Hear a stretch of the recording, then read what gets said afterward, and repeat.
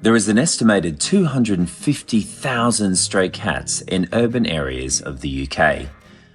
Left to fend for themselves, without access to vet care, food and warmth, many are unneutered. And well, that only leads to one thing: more kittens and more stray cats. This is Winter's story. Winter was a stray. She came to us from not the greatest of places. Found in someone's garden. I think they'd spotted her a day or two maybe beforehand. She'd been begging for food. They realised that she was pretty heavily pregnant. They had called another rescue for help, but they didn't have the space. We were lucky enough to have just had a cat come out of our nursery space, so we had the space to take her. So we swooped in and kind of offered the space for her. And within a couple of days, she gave birth to 4 little babies. Now safe in rescue, this new mum could finally be seen by a vet, but her time as a stray had devastating effects on her health. Winter was diagnosed with advanced periodontal disease and calicivirus, a potentially fatal virus that causes upper respiratory infections and oral disease in cats. Kind of affected all of her teeth and all of her gums were inflamed. So then the only way you can really fix it is to remove the teeth and hope that the swelling goes down. She's had a virus that went untreated because she was a stray. I think Mum would have definitely have not made it very long. She might have gone for another year or so, but being unneutered out there in the wild, it meant that other males were going to try and mate with her. Eventually her body would just not be able to handle it. She also, if her teeth were going to get any worse, she probably wouldn't have been able to eat, which means she couldn't sustain life really. And she either would have starved to death or the virus would have taken hold of her respiratory system, and then she may have just passed away like that, hopefully peacefully, but you never really know. But she definitely wouldn't have been with us long. It affected the kittens greatly because she wasn't a very well cat to begin with. Within 2 weeks of her kittens being born, as their eyes start to open, their eyes were not opening. They were kind of glued shut, and then we realised pretty fast that they also had the same virus. Calicivirus can be passed from mum to babies, which as the kittens grew, developed into cat flu. Further testing showed they also had mycoplasma and chlamydia. They've all had constant issues with their eyes and with their respiratory system. At only 2 weeks old, the kittens developed ulcers across their tongue and mouth, with one sister having a major ulceration of her eye. If she'd have had these outside without any kind of intervention, they most definitely wouldn't have survived as long as they have now.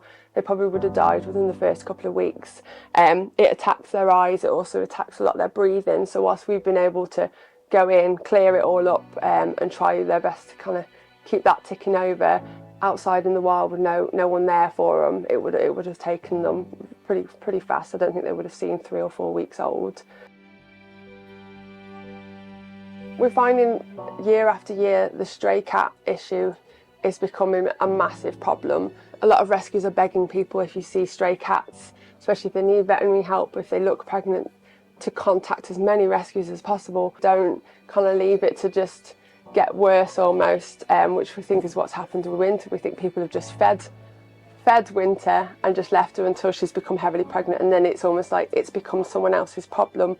Whereas had someone spotted her at the start, rescues will help to pay for neutering. I mean, especially stray cats, we'll get them neutered, we'll get them sorted, and it cuts off a whole generation of kittens that could end up like these guys stuck in a rescue. We're hoping that Winter will continue to improve. The swelling is starting to go down from her teeth removal. The kittens, they show signs of getting better and then they get a little bit worse. We've run some more tests just to make sure that we're not missing anything, because a lot of viral infections will manifest into more serious issues. So we're just making sure that we've caught all of those. Mum, once she's better, will be removed from the kittens, and we'll find her a nice quiet home where she can kind of live in peace, and hopefully with someone who will understand that she hasn't got any teeth anymore. Doesn't seem to affect her eating, but it also means that in the future she's had that virus, there may be a chance that something might come up. So we ideally need kind of an understanding owner who knows that that is a risk that they'll take with her. A few weeks later, Winter fully recovered and found her forever home. She settled in well and enjoying much needed peace and quiet.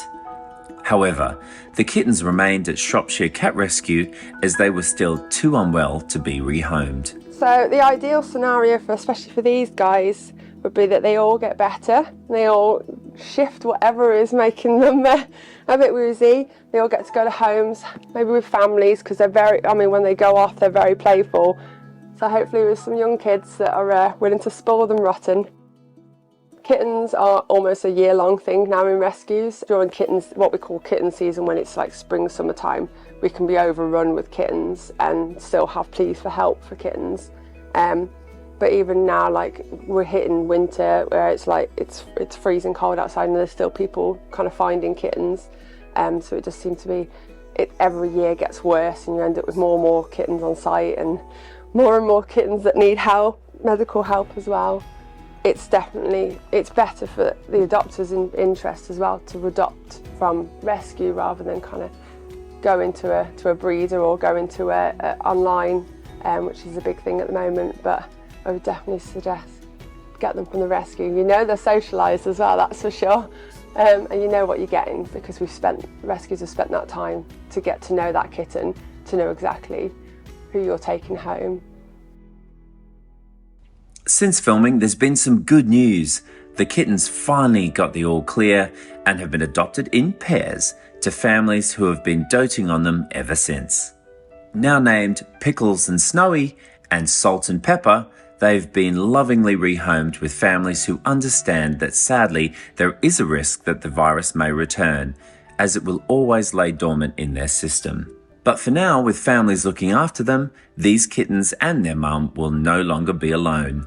Left to suffer as strays without access to vet care, they finally get to cuddle up on the sofa with their new families and live happy lives together.